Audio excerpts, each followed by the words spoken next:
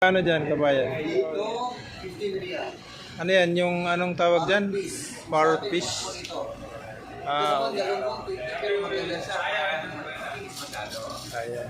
So, nandito ko ngayon sa Nisto Sinaya. Nandito si kabayan. So, sige, bigyan mo ako ng 1 kilo dyan.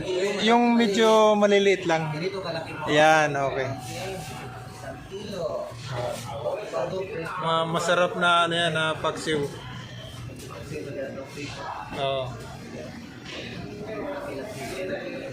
Yan, so.